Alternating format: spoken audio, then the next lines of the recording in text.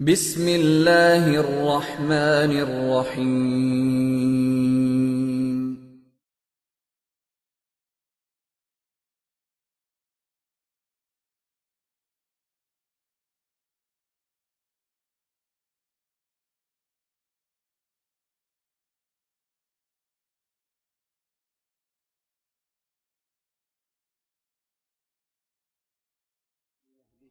فلا مضل له ومن يضلل فلا هادي له ونشهد أن لا إله إلا الله وحده لا شريك له ونشهد أن سيدنا ومولانا محمدا عبده ورسوله أما بعد فأعوذ بالله من الشيطان الرجيم بسم الله الرحمن الرحيم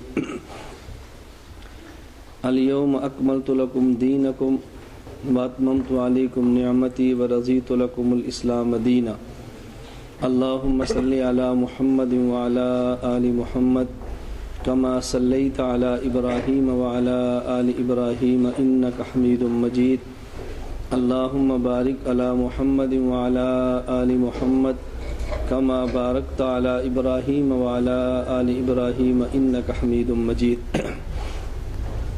معزز علماء کرام اور میرے طالب علم دوستوں اور بھائیوں، آپ حضرات کی خدمت میں نے آیت کریمہ جو تلاوت کی ہے، اس آیت کی روشنی میں نے آپ کی خدمت میں صرف ایک بات عرض کرنی ہے کہ جو دین اللہ رب العزت نے دین کامل ہمیں عطا فرمایا ہے، تو دین کامل کا معنی کیا ہے، اس کا کیا مطلب ہے؟ الیوم اکملت لکم دینکم، کہ اللہ رب العزت نے اعلان فرمایا کہ آج کے دن اے پیغمبر ہم نے آپ کو کامل اور مکمل دین عطا کر دیا ہے۔ اس کا مطلب کیا ہے؟ حضرت آدم علیہ السلام سے لے کے حضرت عیسیٰ علیہ السلام تک جس قدر انبیاء علیہ السلام تشریف لائے ہیں، تدریجاً بہت سارے احکام اللہ آنے والے نبی کو مزید، اس سے آنے والے کو مزید، اس سے آنے والے نبی کو مزید عطا فرماتے رہے۔ سب سے آخر میں حضور اکرم صلی اللہ علیہ وسلم تشریف لائے تو جس قدر تدریجاً تھوڑے تھوڑے احکام ملتے رہے، حضور اکرم صلی اللہ علیہ وسلم پر آ کر اللہ رب العزت نے احکام کے نزول کا سلسلہ ختم فرما دیا۔ یہ بالکل دین کامل ہے۔ آدم علیہ السلام سے جس قدر انبیاء علیہ السلام کو اللہ کریم نے معجزات عطا فرمائے، وہ ان معجزات کا خلاصہ درجہ اجمال میں نقشہ حضور اکرم صلی اللہ علیہ وسلم کو بھی اللہ نے عطا فرمایا، لیکن علمی معجزہ حضور پاک کو ہی عطا فرمایا، گزشتہ انبیاء کو عطا نہیں فرمایا۔ گزشتہ جس قدر انبیاء علیہ السلام مبعوث ہوئے، ان کو خدا نے عملی معجزات تو دیے ہیں، علمی معجزہ عطا نہیں فرمایا۔ حضرت موسیٰ علیہ السلام کو اللہ نے معجزہ دیا، فاضرب بعصاک الحجر، کہ موسیٰ علیہ السلام اپنا عصا، اپنی لاٹھی، اپنا ڈنڈا پتھر پہ مارتے تو اس پتھر سے 12 چشمے جاری ہوئے۔ یہ عملی معجزہ ہے۔ موسیٰ علیہ السلام نے اپنی لاٹھی ماری تو اس سے دریا میں 12 رستے بنے۔ یہ عملی معجزہ ہے۔ حضرت موسیٰ علیہ السلام نے اپنی لاٹھی کو پھینکا تو فرعون کے جادوگروں کی رسیوں سے جو بظاہر سانپ نظر آ رہے تھے، موسیٰ علیہ السلام کے موسیٰ علیہ السلام کے جو عصا سے سانپ بنا، اس نے سب کو نگل لیا۔ یہ عملی معجزہ ہے۔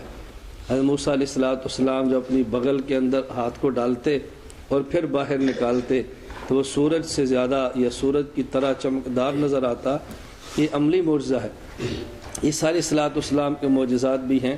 میں نے ایک نبی کے چند ایک معجزات کا تذکرہ کیا یہ بتانے کے لیے کہ گزشتہ تمام انبیاء کو حق جل مجدہ نے عملی معجزہ عطا فرمائے، علمی معجزہ نہیں دیا۔ حضور اکرم صلی اللہ علیہ وسلم کو حق جل مجدہ نے عملی معجزات بھی دیے ہیں اور علمی معجزہ بھی عطا فرمائے۔ عملی معجزات تو آپ پڑھتے رہتے ہیں، سنتے رہتے ہیں کہ حضور اکرم صلی اللہ علیہ وسلم نے انگلی مبارک کا اشارہ فرمایا، چاند کے خدا نے 2 ٹکڑے فرما دیے۔ یہ حضور صلی اللہ علیہ وسلم کا عملی معجزہ ہے۔ نبی کریم صلی اللہ علیہ وسلم نے ایک تیر کو یا ایک لاٹھی کو حضور اکرم صلی اللہ علیہ وسلم نے کنویں میں ڈالا، اس میں گاڑا تو اس سے پانی جاری ہو گیا، خشک کنویں کے اندر پانی نکلنا شروع ہوا۔ نبی کریم صلی اللہ علیہ وسلم نے اپنا لعاب مبارک حضرت علی کی آنکھ پر لگایا تو اللہ نے شفا عطا فرما دی۔ حضرت ابوبکر صدیق رضی اللہ عنہ کی ایڑی پر لعاب لگایا، اللہ نے شفا دے دی۔ یہ حضور اکرم صلی اللہ علیہ وسلم کے عملی معجزات ہیں۔ پھر ایک معجزہ نبی کریم صلی اللہ علیہ وسلم کا جو تمام معجزات سے بڑا معجزہ ہے وہ علمی معجزہ ہے، اور وہ معجزہ ہے قرآن کریم والا۔ تو حضور اکرم صلی اللہ علیہ وسلم کی گزشتہ انبیاء سے خصوصیت وہ عملی معجزہ نہیں ہے، حضور پاک صلی اللہ علیہ وسلم کی خصوصیت وہ علمی معجزہ ہے۔ عملی معجزات گزشتہ انبیاء کو بھی دیے ہیں، لیکن علمی معجزہ حضور اکرم صلی اللہ علیہ وسلم نے اس امت کو دیا۔ توجہ رکھنا، اب اس سے ایک بات پتہ کیا چلتا ہے کہ رسول اکرم صلی اللہ علیہ وسلم کی بساطت سے اور برکت سے خدا نے اس امت کو جو نعمتیں عطا فرمائی ہیں، نعمتیں تو بہت ساری دی ہیں، لیکن اس امت کی خصوصی نعمت اور خصوصی خدا کا فضل وہ علم ہے۔ اعمال پہلے نبیوں کی امتوں میں زیادہ تھے، اور یہ امت جتنے بھی اعمال کرنا چاہے اعمال میں ان کے برابر شاید ہو سکے۔ جن کی عمر 60 سال ہے، 70 سال ہے، 80 سال ہے، 100 سال ہے، اور وہاں تو عمر ہی 200 سال ہے، 500 سال ہے، 600 سال ہے، تو اعمال تو بہت زیادہ تھے۔ لیکن اس امت کی اصل جو خصوصیت ہے وہ علم ہے جو خدا نے عطا فرمایا۔ اس کی وجہ کیا ہے؟ اس کی وجہ یہ ہے کہ رسول اکرم صلی اللہ علیہ وسلم آخری نبی ہیں، اللہ نے ان پہ نبوت کا دروازہ بند فرما دیا، ان کے بعد اب کسی نبی نے پیدا نہیں ہونا۔ تو جب نبی کوئی پیدا نہیں ہوگا، حضور پاک صلی اللہ علیہ وسلم آخری نبی ہیں، تو بتاؤ اس امت کی رہنمائی پھر کس سے ہوگی؟ اعمال سے تو اعمال بنتے ہیں، اعمال سے رہنمائی تو نہیں ہوتی۔ رہنمائی تو ہمیشہ دلائل، فضائل اور مسائل اور علم سے ہوتی ہے۔ تو اس لیے اللہ پاک نے خصوصی نعمت اس امت کو جو عطا فرمائی ہے نا، وہ علم والی ہے۔ آپ روایات پڑھیں تو یہ تو حدیث مبارک میں آپ کو ملے گا، العلماء ورثۃ الانبیاء، علماء انبیاء کے وارث ہیں۔ خدا نے علماء کو نبی کا وارث قرار دیا، کیوں؟ اس لیے کہ نبی کے اندر جو اصل خوبی ہے وہ نبی کا علم ہے۔ نبی کے اندر اصل جو خصوصی وصف ہے وہ نبی کا علم ہے۔ نبی کسی بھی نبی میں فضیلت کی چیزوں میں سے جو بہت بڑی فضیلت کی چیز ہوتی ہے وہ علم ہوتا ہے۔ تو نبی کی امتیازی شان امت سے علم ہوتی ہے، نبی کی امتیازی شان امت سے اعمال نہیں ہوتی۔ علم نبی کی امتیازی شان ہوتی ہے۔ اس لیے جس قدر اللہ نبی کو علم عطا فرماتا ہے، بعد میں نبی کی امت میں سے کسی شخص کو بھی نبی کے برابر علم ظاہراً بھی نہیں ملتا، باطلاً تو گجا ہے۔ لیکن امتی کو اعمال ظاہراً کبھی نبی سے بھی زیادہ مل جاتے ہیں، لیکن علم ظاہراً بھی امتی کو نبی سے زیادہ نہیں ملتا۔ جو نبی کے علوم ہے اس کے مقابلے میں کسی کا علم نہیں ہوتا۔ میں مثال دوں گا تو شاید بات آپ کو جلدی سمجھ آئے۔ حضرت رسول اکرم صلی اللہ علیہ وسلم نے سال میں ایک بار حج، زندگی میں ایک بار حج فرمایا ہے، اور امتی 50 حج بھی کرتا ہے۔ تو بظاہر دیکھیں ایک امتی کو حج نبی سے زیادہ ملا ہے، بظاہر، باطن کی بات میں نہیں کر رہا کہ حج نبی کا زیادہ وزنی ہے، امت کے 50 ہے، یہ الگ بات ہے، لیکن بظاہر دیکھو تو 50 حج زیادہ ہے ایک عرص سے۔ لیکن ایسے کبھی نہیں ہوتا کہ نبی کے امتی کو ظاہراً بھی علم نبی سے بڑھ کر ملے۔ نبی کا اصل جو خصوصی وصف ہے نا وہ علم والا وصف ہے۔ اس لیے رسول اکرم صلی اللہ علیہ وسلم چونکہ خدا کے آخری نبی ہیں، ان کے بعد کسی نبی نے پیدا نہیں ہونا تھا، تو اللہ پاک نے قیامت تک آنے والے مسلمان کی رہنمائی کے لیے نبی کے وارث علماء کو قرار دے دیا، اور نبی ہی کے وارث علماء کو قرار دے کے امت کے علماء کو خصوصی وصف علم عطا فرمایا ہے، تاکہ علم کے ذریعے امت کی رہنمائی کرتے رہیں۔ میں جو بات سمجھانا چاہ رہا ہوں، میں تھوڑی سی تمہید باندھ رہا ہوں کہ دین کامل کا مطلب کیا ہے، کہ دین کامل اور مکمل ہے۔ دین کامل کے اندر یہ چیزیں بھی شامل ہیں کہ آدم علیہ السلام سے جو مسائل شروع ہیں اس کی انتہا حضور پاک صلی اللہ علیہ وسلم پر ہو گئی۔ اللہ پاک نے احکام جو رسول اللہ صلی اللہ علیہ وسلم کے دور میں چاہیے تھے وہ سارے اپنے نبی کو عطا فرما دیے، اور رسول اکرم صلی اللہ علیہ وسلم کو پوری دنیا میں اپنے دین کو پھیلانے کے لیے جس قدر افراد چاہیے تھے، اللہ نے وہ سارے افراد حضور کو عطا فرما دیے، جن افراد کا نام ہے صحابہ کرام رضی اللہ عنہم اجمعین۔ اب مسئلہ تھا ربی پاک صلی اللہ علیہ وسلم کے دور کے بعد کا، ایک ہے حضور کا اپنا زمانہ، اس کے لیے تو مسائل بھی مل گئے ہیں، افراد بھی مل گئے ہیں حضور کے دین کو لے جانے والے۔ اب جو بعد والے لوگ ہیں ان کے لیے کیا کریں گے؟ ان کے لیے اللہ رب العزت نے دو چیزیں اپنے پیغمبر کو مزید عطا فرمائی ہیں۔ نمبر ایک، قرآنی آیات اور احادیث مبارکہ کی تہ میں اللہ کریم نے کچھ اصول رکھ دیے ہیں، کچھ اصول رکھے ہیں، اور ان اصولوں کو نکالنا اور اصولوں کے ذریعے مسائل کو نکالنا، یہ چونکہ مجتہد کا کام ہے، اللہ نے اس کے لیے اپنے نبی کی امت میں مجتہدین عطا فرما دیے ہیں۔ کب یہ اصول نکالیں گے، اصول سے مسئلہ نکالیں گے اور قیامت تک آنے والے مسلمان کی رہنمائی فرماتے رہیں گے۔ اب دین کامل کا مطلب یہ ہے، قرآن کریم بھی دیا ہے، احادیث بھی دی ہیں، نبی بھی دیا ہے، نبی کے صحابہ بھی دیے ہیں، اور آیات اور احادیث میں کی تہ میں جو رکھے اصول ہیں ان اصولوں کو نکالنے والے مجتہد بھی دیے ہیں۔ اگر یہ 6 چیزیں ہمارے سامنے ہوں تو دین کامل بنتا ہے، اگر یہ 6 چیزیں نہ ہوں تو دین کامل نہیں بنتا۔ اللہ نے ایک تو نبی دیا، اللہ پاک نے قرآن دیا، احادیث عطا فرمائی اور صحابہ کرام دیے، اور اس کے بعد کی باتیں جو میں نے عرض کی ہیں، بات سمجھ آ گئی؟ قرآن کریم بھی دیا، حدیث مبارک بھی دی، اپنا نبی بھی دیا اور صحابہ کرام بھی دیا، 4 چیزیں ہوگی۔ 2 باتیں میں نے مزید عرض کی ہیں۔ نمبر 1، قرآن اور حدیث کی تہ میں چھپے اصول دیے، اور ان اصولوں کے ذریعے امت کی رہنمائی کرنے والے خدا نے، مسائل نکال کر دینے والے خدا نے امت کو مجتہدین اور فقہاء عطا فرمائے۔ اب جہاں تک تعلق ہے پیغمبر کے دور کا، وہ تو صاف ہے، اللہ کے نبی موجود ہیں، صحابہ موجود ہیں، صحابہ کو مسئلہ پیش آیا، نبی پاک سے پوچھ لیا، یا قرآن کی آیت اتر گئی، یا حضور نے حدیث مبارک فرما دی، یا نبی نے اجتہاد فرمایا، خدا نے اس کی تصویر فرما دی، اور اگر اجتہاد میں خطا دی تو اس کے مقابلے میں آیت اتار کے بتا دیا کہ اجتہاد یوں نہیں، مسئلہ آپ کا یوں ہونا چاہیے۔ لیکن رسول اکرم صلی اللہ علیہ وسلم کے بعد کا مسئلہ، قیامت تک جو نئے نئے مسائل پیش آئیں گے تو بتائیں ان مسائل میں امت کی رہنمائی کون کرے گا؟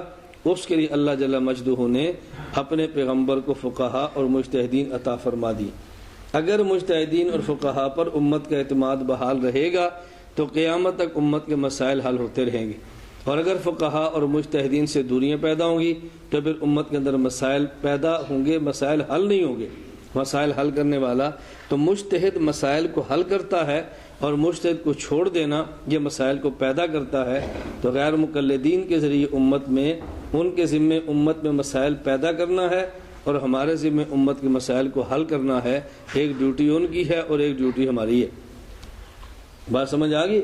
ان کی ڈیوٹی کیا ہے؟ مسائل کو پیدا کرنا، اور ہماری ڈیوٹی کیا؟ مسائل کو حل کرنا۔ تو ترک تقلید سے مسائل پیدا ہوتے ہیں اور تقلید کے ساتھ مسائل حل ہوتے ہیں۔ اگر آدمی دونوں کا اہتمام کرے تو بہت فائدہ ہوتا ہے۔ اس کی میں 1-2 مثال دیتا ہوں تو آپ کو بات بہت جلدی سمجھ آئے گی۔ نمبر 1 مثال سمجھے، ایک شخص کا والد بیمار ہوا، بیمار ہو کے اسپتال میں چلا گیا۔ اب ڈاکٹر صاحب نے کہا بھی اس کا آپریشن ہوگا، بیٹے کہتے ہیں نہیں کر لو۔ آپریشن ہوا، اب ڈاکٹر صاحب کہتے ہیں بھی 4 بوتلیں 10 بوتلیں 8 بوتلیں خون کی لاؤ، اس کو خون لگانا ہے۔ اب بیٹا ہے غیر مقلد، تو وہ گیا اپنے مولوی کے پاس، مولوی اس کا غیر مقلد ہی ہوگا، انہی کے پاس جائے گا۔ تو مولوی صاحب سے جا کر کہتا ہے کہ مولوی صاحب ہمارا والد اسپتال میں داخل ہے، اس کا آپریشن ہے، اور ڈاکٹر صاحب کہتے ہیں کہ 6 بوتل خون لاؤ، تو یہ بتائیں کہ والد صاحب کو خون دینا جائز ہے؟ مولوی صاحب کہتے ہیں بھی میں قرآن دیکھتا ہوں، حدیثیں دیکھتا ہوں۔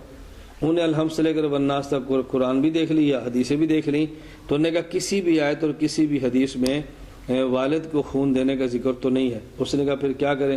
اس نے کہا ہاں مجھے 2-4 حدیثیں اور مل گئی ہیں کہ جب کوئی بندہ بیمار ہو تو حجامہ لگا کے اس کا خون نکال لو۔ حجامہ سمجھتے ہیں نا؟ پھنسنے، اس کو حجامہ لگا کے خون نکال لو۔ تو حدیث میں مریض کے خون نکالنے کا ذکر تو ہے لیکن خون دینے کا ذکر نہیں ہے۔ تو ڈاکٹر صاحب کو ابے کا 1-2 بوتل خون اور نکال لو۔ اس نے کہا وہ تو باپ تو مر جائے گا، ڈاکٹر کہتے ہیں 6 بوتل خون تو ورنہ بچے گا نہیں۔ تو مولوی صاحب کہتے ہیں ہم کیا کریں؟ جب حدیث میں خون دینے کا ذکر نہیں ہے، مریض سے خون لینے کا ذکر ہے، اس لیے ہم دیکھو آپ کے باپ کی قیمت حدیث سے زیادہ تو نہیں ہے نا، آپ کے باپ کی قیمت دین سے زیادہ تو نہیں ہے۔ ہم دین تو نہیں چھوڑ سکتے نا، باپ رہے یا بچے، مسئلہ دین کا ہے۔ اب بتاؤ اگر یہ کسی مفتی کے پاس آئے گا دارالفتاح، علماء دیوبند کے دارالفتاح میں، احناف کے دارالفتاح میں، یہ مفتی صاحب فرمائیں کہ کوئی نہیں 6 بوتل اس کو خون اپنے باپ کو دے دو تک اس کی جان بچ جائے، اس لیے کہ جان بچانے کے لیے تو خون دینا جائز ہے۔ جس کا خون لیا اس کا بھی نقصان نہ ہو، جس کو دیا اس کا بھی نقصان نہ ہو۔ کیونکہ جب کسی بندے سے خون لیں گے تو اس کے خون لینے سے صحت خراب نہیں ہوتی، صحت مزید اچھی ہوتی ہے۔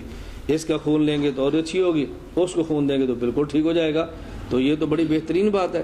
اب یہ تو قیاس وغیرہ کر کے خون دینے کا جواز ثابت کر لیں گے نا۔ اب وہ لڑکا پریشان ہے کہ میں کیا کروں، کیوں؟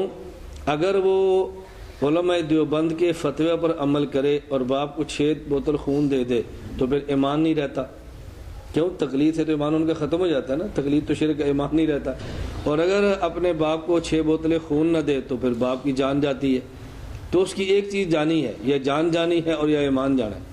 پھنس گیا کہ نہیں؟ اب دیکھو غیر مقلدین نے مسائل پیدا کیے، مسائل حل کیے۔ اور اگر ہمارا کوئی نوجوان ہوگا مقلد تو اس نے کہنا استاد جی باپ بیمار ہے، کیا کریں؟ 6 بوتل خود فرمایا دے دو، کہاں لکھا ہے؟ فقہ میں لکھا ہے، تو کوئی پریشانی نہیں ہے نا۔ تو فقہا مسائل کو حل کرتے ہیں اور غیر مقلد مسائل کو پیدا کرتا ہے، تو پریشانی لگ جائے گی نا۔ میں نے ایک مثال دی ہے کہ دیکھو فقہا کی بات مانیں گے تو مسائل حل ہو جائیں گے، اور نہیں مانیں گے تو پھر مسائل پیدا ہو جائیں گے۔ اچھا دوسری مثال ایک اور سمجھو۔ ایک خاندان ہے، اس خاندان کے کچھ آدمی سعودیہ میں ہیں، کچھ آدمی پاکستان میں ہیں، یا کچھ آدمی لندن میں ہیں، کچھ آدمی پاکستان میں۔ اب جو خاندان یہاں ان کا کرک میں ہے، وہ لڑکا ان میں رہتا ہے، جو ان کے خاندان کا دوسرا حصہ لندن میں ہے، لڑکی ان میں رہتی ہے۔ ان کے والدین آپس میں فیصلہ کرتے ہیں بھی اس لڑکے کا اس لڑکی کے ساتھ نکاح کر دو۔ اب نکاح کیسے کرے؟ پیپر نہیں بنتے، کاغذ نہیں بنتے، تو اس کا حل کیا نکالیں؟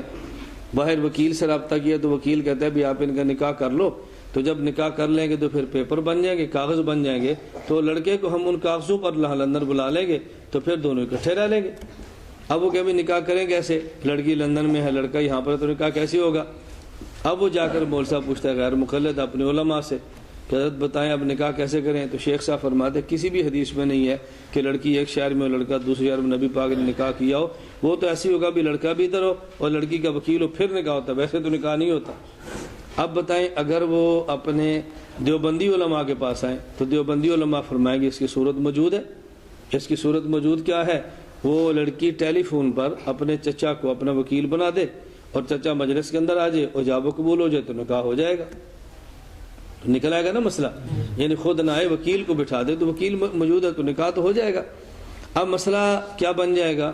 یہ ٹیلی فونک نکاح ہوتا ہے، ٹیلی فونک نکاح نہیں ہوتا۔ غیر مقلد کہے گا بھی ٹیلی فونک چونکہ نکاح نہیں ہوتا ہم کیسے کہہ دیں کرو۔ اب خاندان کی مجبوری ہے کہ اس نکاح کے بغیر ان کا گزارا نہیں ہوتا۔ اب اگر علماء دیوبند کی بات مانیں تو تقلید ہو جائے گی، تو ایمان ختم ہو جائے گا، اور اگر وہ اپنے غیر مقلد علماء کی مانیں تو نکاح نہیں ہو سکتا۔ تو ایک بات ان کو سنبھالنی پڑے گی، یا ایمان بچانا پڑے گا اور یا اپنے رشتہ داروں کے ساتھ نکاح کو باقی رکھنا پڑے گا، پھنس جائیں گے نا۔ اور اگر کسی مقلد ہوں گے اور کسی فقیہ کے پاس آئیں گے تو فقیہ فرمائیں گے ٹیلی فون نکاح ہو جاتا ہے، اس کی صورت یہ ہے کہ ٹیلی فون پر وکیل بناؤ، وکیل مجلس میں جاب قبول کرے تو نکاح ہو گیا۔ اگر غیر مقلد بنیں گے تو مسائل پیدا ہو جائیں گے، اور اگر مقلد بنیں گے تو مسائل حل ہو جائیں گے۔ تو غیر مقلد بننے سے مسائل پیدا ہوتے ہیں اور مقلد بننے سے مسائل حل ہوتے ہیں۔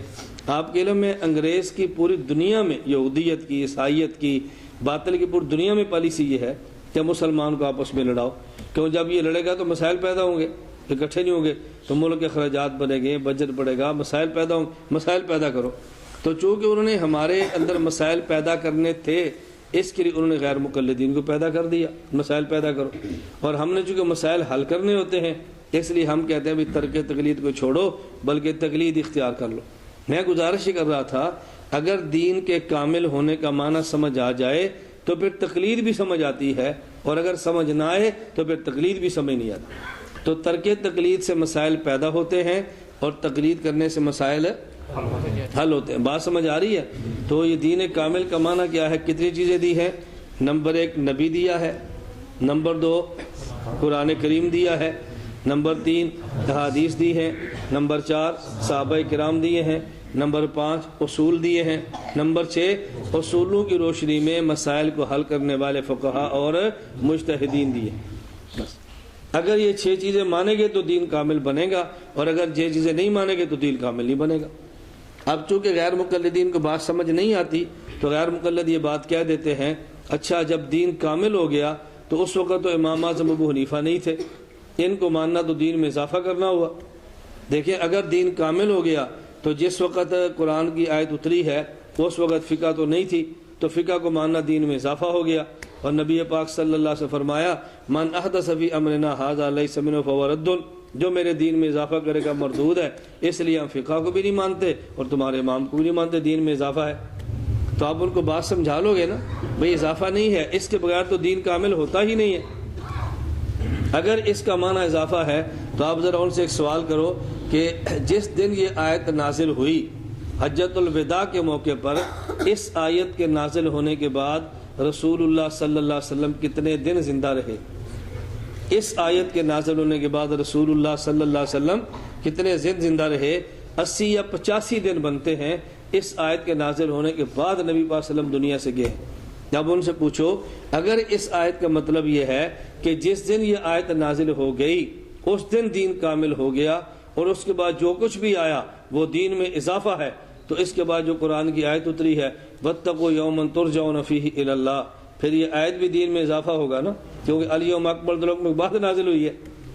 اگر اس آیت کے اترنے کے بعد جو کچھ ہے وہ سب کچھ اضافہ ہے، تو آپ ان سے پوچھو کہ رسول اللہ صلی اللہ علیہ وسلم جس آیت کے اترنے کے بعد 80-85 دن زندہ رہے ہیں، تو ان دنوں کی جو حضور پاک کی احادیث مبارکہ ہیں کیا وہ دین میں اضافہ ہوگا؟ ان دنوں میں جو صحابہ کرام نے کلمہ پڑھا وہ دین میں اضافہ ہوگا؟ ان دنوں میں جو مسلمانوں کو اعمال ملے وہ دین میں اضافہ ہوگا؟ تو غیر مقلد فوراً آپ سے کہے گا کہ نہیں، الیوم کا معنی وہ خاص دن نہیں ہے جس دن آیت نازل ہوئی، بلکہ الیوم سے مراد رسول اکرم صلی اللہ علیہ وسلم کا زمانہ ہے۔ تو یہ تعویل ہے کہ نہیں؟ بتاؤ، یہ تعویل ہے نا؟ اگر تعویل نہ کرو تو الیوم کا معنی تو آج کا دن ہے نا۔ اب الیوم کا معنی کیا ہوگا؟ جس دن آیت نازل ہوئی ہے، لیکن وہ کہتے ہیں نہیں، اس سے مراد یہ ہے رسول اکرم صلی اللہ علیہ وسلم کا پورا زمانہ۔ تو آپ کہتے ہیں الیوم آپ نے طویل کی ہے نا، آپ پھر اس کو فوراً کہہ دو کہ اکملت کا معنی یہ نہیں ہے جو تمہیں نظر آ رہا ہے، اکملت کا معنی یہ ہے قرآن بھی، حدیث بھی، صحابہ بھی، ساری باتیں یہ سب اس کا حصہ ہیں، اللہ کے نبی بھی، اور ان آیات اور احادیث کی تہ میں چھپے اصول بھی، اور اصولوں سے نکال کر مسائل دینے والے مجتہدین بھی۔ تم الیوم میں تعویل کرو تو جرم نہیں ہے، اور ہم اگر اکملت کا معنی سمجھانے کے لیے تعویل کریں تو پھر کیسے جرم؟ اور یہاں تعویل سے مراد تفسیر ہے۔ تعویل سے مراد کیا ہے؟ چلو دیکھ لو ایک بار، بچے آ رہے ہیں، دیکھ لو شاباش، کھڑے ہو کر دیکھ رہے ہیں، بیٹھے بیٹھے ٹھیک ہے۔ چلیں شروع کریں، آپ کسی نے دیکھنا ہے تو دیکھ لو، اس کے بعد پھر شروع کریں۔ شروع کریں اب؟ چلیں۔ تو الیوم میں تعویل، اگر تعویل کا معنی کیا ہے؟ تفسیر، تو اکملت کی تفسیر کا ہمیں حق کے پھر کیوں نہیں ہے؟ تم کرو تو ٹھیک ہے، ہم کریں تو غلط ہے۔ اس لیے غیر مقلد خود ایک کام کر لیتے ہیں، وہی کام جب آپ کریں تو آپ کو مجرم قرار دیتے ہیں۔ اللہ ان کو بھی سمجھ عطا فرمائے، اللہ ہمیں بھی سمجھ عطا فرمائے۔ حکیم الامت مولانا اشرف علی تھانوی رحمۃ اللہ علیہ کے پاس ایک شخص آیا، تو وہ آنکھوں کا بھی اندھا تھا، دل کا بھی اندھا تھا۔ بات سمجھ آ رہی ہے؟ آنکھوں کا بھی اندھا تھا اور دل کا بھی۔ آنکھوں کا اندھا اس لیے کہ نابینا تھا، اور دل کا اندھا اس لیے کہ غیر مقلد تھا۔ تو وہ اندر کا بھی اندھا تھا، باہر کا بھی اندھا تھا۔ حکیم الامت مولانا اشرف علی تھانوی رحمۃ اللہ علیہ سے تو اس نے کسی مسئلے پر بات کرنا چاہی، تو حکیم الامت مولانا تھانوی رحمۃ اللہ علیہ فرمایا بھئی میں تم سے بات نہیں کرتا۔ اس نے کہا جی کیوں؟ فرمایا اگر میں تجھے بات سمجھا دوں، تجھے سمجھ آ بھی جائے تو فائدہ تو کچھ نہیں ہونا۔ اس نے کہا جی کیوں فائدہ نہیں؟ سمجھ آئے گی تو میں مان لوں گا۔ فرمایا تو مان لے پھر بھی کچھ فائدہ نہیں ہے۔ اس نے کہا جی کیوں؟ جب غلط بات کو میں چھوڑ دوں گا، تمہاری رائے کے مطابق میری باتیں غلط ہیں، میں چھوڑ دوں گا، ٹھیک ہو جاؤں گا۔ فرمایا ٹھیک ہو جائے گا تو پھر کیا ہوگا؟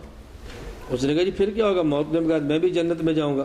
حکیم الامت مولانا اشرف علی تھانوی فرمان لگے تو ٹھیک ہو جائے تب بھی تو جنت میں نہیں جا سکتا، تو تجھے بتانے کا فائدہ، تو ٹھیک بھی ہو جائے تو جنت میں تو پھر بھی نہیں جا سکتا، تو کیا فائدہ تجھے ٹھیک کرنے کا؟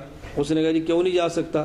حکیم الامت مولانا اشرف علی تھانوی رحمۃ اللہ علیہ نے فرمایا کہ قرآن میں موجود ہے کہ تو جنت میں نہیں جا سکتا۔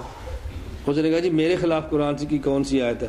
اور میں قرآن کریم نہیں ہے من کان فی ھذی اعمی فہو فی الآخرۃ اعمی، جو دنیا میں اندھا ہے وہ قیامت کو بھی اندھا ہوگا۔ تو جنت میں تو اندھے نہیں جاتے، دیکھنے والے جاتے ہیں نا، تو جنت میں جا ہی نہیں سکتا۔ اس نے کہا نہیں آیت کا مطلب یہ ہے۔ فرمایا نہیں طویل نہیں کرنی، سمجھ آ کے اس نے کہا نہیں، آیت کا مطلب ہی ہے، مطلب کیا ہے؟ جو دنیا میں اندھا یعنی کافر یا مشرک ہے، دل کا اندھا ہے، تو وہ قیامت کے دن حقیقی اندھا ہوگا اور جنت میں نہیں جائے گا۔ مولانا فرمانے لگے تعویل نہیں کرنی، بغیر تعویل کے تو اپنا جنت میں جانا ہونا دکھا۔ تو نے فرمایا تو تعویل نہ، اگر آیتوں میں تعویل نہ کرے تو جنت میں نہیں جا سکتا، تو پھر کیسے کہتے ہیں امام ابو حنیفہ رحمۃ اللہ علیہ تعویل کیوں کرتے ہیں؟ تعویل نہ کرے تو تجھے جنت میں کیسے لے کر جائیں گے؟ اس لیے امام صاحب کو تعویل کرنی پڑتی ہے کہ تم جیسے نبی نے جنت میں چلے جائیں۔ تو پھر اس کو بات سمجھ آ گئی، تو خود تعویل کر لیں تو اعتراض نہیں ہے، ہم تعویل کریں پھر ان کو اعتراض نظر آتا ہے۔ اللہ پاک ہم سب کو بات سمجھنے کی توفیق عطا فرمائے۔ تو میں نے آج کی مجلس میں جو بات سمجھائی ہے وہ کیا ہے؟ تقلید کریں تو مسائل حل ہوتے ہیں، تقلید نہ کریں تو مسائل پیدا ہوتے ہیں۔ غیر مقلد مسائل پیدا کرتا ہے اور ہم مسائل کو حل کرتے ہیں۔ اللہ ہم سب کو مسائل پیدا کرنے سے بچائے، اللہ ہمیں مسائل حل کرنے والا بنائے۔ وآخر دعوانا ان الحمدللہ رب العالمین۔ کہنے سوال، کیا آپ جہاد فی سبیل اللہ اعتراضات کا علمی جائزہ میں درج مسائل پر مستقیم ہیں؟ جہاد فی سبیل اللہ اعتراضات علمی جائزہ میں سوالات کے جواب دیے، تو سوالات کے جواب تو میں اب بھی دے رہا ہوں، اور کیا کروں گا؟ سوال سمجھ آ گیا؟ ایک میری کتاب اس پہ لکھتا ہے جو اس میں مسائل ہے کہ آپ اس پہ قائم ہیں، میں نے کہا اس میں تو لکھا ہے سوالوں کے جواب دیے ہیں، تو سوالوں کے جواب تو میں اب بھی دے رہا ہوں، اور تو اس میں کچھ نہیں ہے۔ بعض مولوی کہتے ہیں جہاد افغانستان مشکوک ہے لہذا نہ جانا بہتر ہے، برائے مہربانی رہنمائی فرمائیں۔ یہ رہنمائی آپ مجھ سے نہ لیں، اپنے اساتذہ سے پوچھا کریں۔ افغانستان آپ کے قریب ہے، جو حالات یہ بہتر سمجھتے ہیں میں نہیں سمجھتا، میں تو پنجاب میں رہتا ہوں، ہم سے افغانستان بہت دور ہے، یہ مسائل اپنے اساتذہ سے پوچھیں، جیسے یہ فرمائیں ویسے عمل کر لیں، اگر آپ کو روک دیں تو نہ جائیں اور اگر ترغیب دیں تو چلے جائیں۔ مولانا فضل الرحمان صاحب نے شیعوں سے اتحاد کیوں کیا؟ میں مولانا سے پوچھیں یا مجھ سے پوچھتے ہیں کیوں کیا؟ مولانا نے فرمایا پوچھتے مجھ سے کیوں کیا، میں مولانا سے پوچھ کر بتاؤں گا کیوں کیا، تو جب تک ان سے نہ پوچھوں میں کیا بتا سکتا ہوں کیوں کیا۔ اسلام میں جمہوریت کا نظام ہے، اسلام میں ہے یعنی تمہارے پاکستان میں جمہوریت کا نظام ہے، مطلب اسلام میں ہو نہ ہو تمہارے پاکستان کے، اور یہ تمہاری مجبوری ہے۔ اور ایک اصول ضابطہ ہے فقہ کا، الضرورات ہو تو تقدر و بقدر ضرورت، جتنی ضرورت ہو اتنا اس کو ماننا پڑتا ہے، اس کے علاوہ کوئی گزارا نہیں ہوتا۔ ہم یہ نہیں کہتے کہ جمہوریت کا نام اسلام ہے، لیکن پاکستان کا نظام جمہوری ہے، آپ کہتے ضرور ہے لیکن آپ اس سے نکل نہیں سکتے۔ اگر خدا نخواستہ آپ کے جو جمہوریت کو نہیں مانتے، اگر ان کا کوئی بھائی پولیس اٹھا لے اور اس کے بھائی کے خلاف کیس ہو جائے تو آپ عدالت میں جائیں گے کہ نہیں؟ جی، تو عدالتوں کا نظام شرعی ہے، پھر کیوں جائیں گے؟ نہ جائیں نا، کہتے ہیں مجبوری ہے۔ تو جس طرح اپنے بھائی کو چھڑانے کے لیے آپ کی مجبوری تھی، اسی طرح اس ملک کو بچانے کے لیے اب جمہوریت مجبوری ہے، نہ چھوڑیں تو پھر کریں کیا؟ اس لیے ہم یہ نہیں کہہ رہے ضرور کریں، کوشش کریں، اللہ پاک ایسی توفیق عطا فرمائے ملک سے جمہوریت ختم ہو جائے، اللہ خالص خلافت عطا فرما دے، یہ تو اللہ کا احسان ہے، اور کون خلافت کا انکار کر سکتا ہے۔ افغانستان میں امریکیوں پر جو فدائی حملے ہوتے ہیں جائز ہے ناجائز؟ میرا خیال ہے آپ کو یہ نہیں پتا میں آپ کے پاس کیوں آیا ہوں، اس لیے آپ مجھ سے یہ مسئلے پوچھتے ہیں۔ میں آپ کو جہاد افغانستان کی دعوت دینے کے لیے آیا ہوں جی، یا غیر مقلدوں سے بچانے کے لیے آیا ہوں؟ تو جو میرے مسئلے ہیں وہ مجھ سے پوچھیں، میرے آپ پوچھیں گے نہیں تو وہ تو آپ کو کوئی اور بھی بتا دے گا۔ یہ جو میرے والے مسئلے ہیں یہ کون بتائے گا آپ کو؟ وہ مسائل تو کوئی اور بھی آپ کو بتا دے گا، اس لیے آپ چٹے رکھیے اور میرے مسئلے مجھ سے پوچھیں۔ پھر کہتے ہیں جہاد فرض ہے یا نہیں؟ میرے نام کے ساتھ کبھی آپ نے دیکھا مفتی لکھا ہو؟ جی، تو یہ فتوے دینا میرا کام ہے، یہ مفتیوں کا ہے۔ جو میرا کام نہیں ہے وہ مجھ سے پوچھتے ہیں، اور جو میرا کام ہے وہ مجھ سے پوچھ ہی نہیں رہے۔ عجیب بادشاہ لوگ۔ میں ایک مرتبہ وہاں سعودی عرب گیا تو میرا غالباً وہ پہلا سفر تھا اس تحریک کے بعد، جب سے غیر مقلدوں کے خلاف کام شروع کیا، تو ایک گھر میں کافی علماء جمع ہو گئے۔ جب وہ جمع ہوئے تو میں خیر میں بیٹھا ہوا تھا، ایک بول رہا ہے دوسرا بول رہا ہے، کرکر کرکر لگی ہے، میں چپ کر کے بیٹھا رہا۔ اور میں ایک ساتھی ہمارے بہت اچھے تھے، تو انہوں کو بڑا غصہ چڑھا۔ اس نے کہا یار مجھے حیرانگی اس بات پر ہے کہ آپ سارے لوگ مولانا کی وجہ سے جمع ہو، وہ چپ ہے اور تم آپس میں بحثیں کر رہے ہو۔ بھائی جب یہ چلا جائے گا پھر آپس میں بحثیں کر لینا، پہلے اس کی بات تو سن لو۔ اچھا، جب سارے خاموش ہو گئے، اب مجھ سے ایک ساتھی نے سب سے پہلا سوال یہ کیا کہ یہ جو لال مسجد کا مسئلہ ہے اس میں مولانا فضل الرحمان صاحب کا موقف یہ تھا، ٹھیک تھا یا غلط؟ تو میں نے کہا میں کو مولانا فضل الرحمان صاحب کا نمائندہ بن کر آیا ہوں، میں تو آیا ہوں کہ سعودی عرب سے سلفیوں کے خلاف کیسے کام کرنے، ان فتنوں سے کیسے بچنے۔ بھائی جس کے لیے میں مجھ سے وہ سوال پوچھے جب مولانا فضل الرحمان صاحب تشریف لائیں گے تو آپ مولانا سے پوچھ لینا، جب کوئی دوسرا آئے گا اس سے پوچھ لینا. تو جس کام کے لیے میں آیا ہوں وہ کام مجھ سے آپ نہیں پوچھتے، جس کے نہیں آیا وہ مجھ سے پوچھتے. اللہ ان خوش رکھے. ان علماء نے کہا جی واقعات ہمیں بات سمجھ آ گئی ہے، جو بندہ جو کام کرتا ہے اس بندے سے وہی باتیں پوچھا کر. پھر سوال آ گیا جمہوریت کیا ہے، دلائل کی روشنی وضاحت کریں. جمہوریت کیا ہے، اس پر بھی کوئی دلیل کی ضرورت ہے. جمہوریت کا معنی ہے کہ جس کے ووٹ زیادہ ہے وہ جیت جائے، جس کے کم ہے وہ ہار جائے. اس کو کیا دلیل دے؟ بدیہی چیزوں کو دلیل سے سمجھاتے ہیں. فدائی حملوں خود کو شملوں میں کیا فرق ہے؟ موجودہ حالات میں جو حملے ہوتے ہیں اس کا حکم کیا ہے؟ کیا سادے لوگ ہیں. میں نے آپ سے گزارش کی ہے جو میرے مسئلے ہیں وہ پوچھیں، مجھ سے یہ پوچھیں غیر مقلدین کے خلاف علمی کام کیسے کرنا ہے، مناظرے کیسے کرنے ہیں، دلائل کیسے دینے ہیں، کتابیں کیسے لکھنی ہے، اس فتنے سے امت کو کیسے بچانا ہے. میں جو اتنا لمبا سفر کر کے سرگودا سے آپ کے پاس آیا ہوں، خود کو شملے کرانے کے لیے آیا ہوں یا غیر مقلدوں سے آپ کو بچانے کے لیے آیا ہوں؟ بتاؤ. میں تو اس فتنے کے خلاف اس پہ جان چھڑاؤ، تو جس کے لیے میں وہ مجھ سے پوچھتے نہیں ہے. اب ٹھیک ہے، غیر مقلدین کے پیچھے نماز جائز ہے؟ یعنی دیکھو یہ میرا فن ہے، اگر ناجائز ہے تو ہمارے حنفی جو باہر ممالک میں ہوتے ہیں اکثر ائمہ کرام غیر مقلد حضرات کیا کریں؟ دیکھیں غیر مقلدین کے پیچھے جو نمازیں آپ نے پڑھی ہیں وہ بھی واجب الاعادہ ہے. اس نمازوں کو بھی دوبارہ آپ کو لوٹانا چاہیے، چونکہ یہ مبتدع فی العقیدہ ہیں، اجماع امت اور بہت سارے مسائل کو نہیں مانتے، صحابہ کو جتنی مانتے رضی اللہ عنہم، تو مبتدع فی العقیدہ ہیں. اور مبتدع فی العقیدہ بندے کے پیچھے نماز نہیں پڑھنی چاہیے، اس لیے ان کے پیچھے نمازیں نہ پڑھیں، جو پڑھی ہیں وہ بھی لٹائیں. باقی جو حضرات باہر ہیں انہوں نے لکھیں جو حنفی باہر ممالک میں ہوتے اکثر ائمہ باہر حنفی، میں باہر جاتا رہتا ہوں اور ان کو ہم ترتیب بتاتے رہتے ہیں کہ آپ حضرات نے نمازیں کیسے پڑھنی ہیں. جب کوئی عام میں سے باہر جائے تو مجھ سے پوچھے، میں اس کو بتا دوں گا. آپ اپنے مسائل پوچھو، باہر والوں کا ہم سے رابطہ بھی ہے، انٹرنیٹ بھی لگا ہوا ہے، ہمیں سنتے بھی اور ہم سے پوچھتے بھی ہیں. بعض لوگ کہتے ہیں کہ یہ لوگ فرقہ واریت والے ہیں، برائے مہربانی رہنمائی فرمائیں. اگر تو فرقہ واریت سے مراد یہ ہے کہ کوئی بھی فرقہ صحیح ہو یا غلط، یہ بات تو ٹھیک نہیں ہے.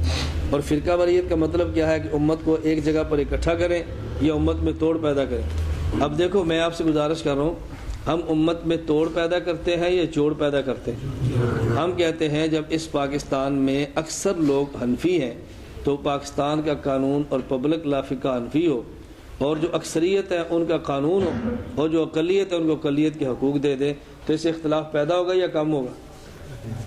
مجھے دیکھیں نا بھی پیدا ہوگا یا کم ہوگا؟ تو میں فرقہ بھی ختم کر رہا ہوں یا بڑھا رہا ہوں؟ جی ہم تو ختم کر رہے ہیں. ہم تو کہہ رہے ہیں بھی جس کی اکثریت ہے اس کا پبلک لا بنا دو، باقی وہ اقلیت دے دو، اقلیت کے حقوق دے دو، تو اسے تو نظام ختم نہیں ہوتا، نظام بنتا ہے. تو ہم فرقہ واریت بڑھانے والے نہیں ہیں، فرقہ واریت ختم کرنے والے ہیں. اب بتاؤ آپ کے پورے یا کرک میں جو مذہبی مدارس ہیں وہ دیوبند کے ہیں یا غیر مقلدین کے؟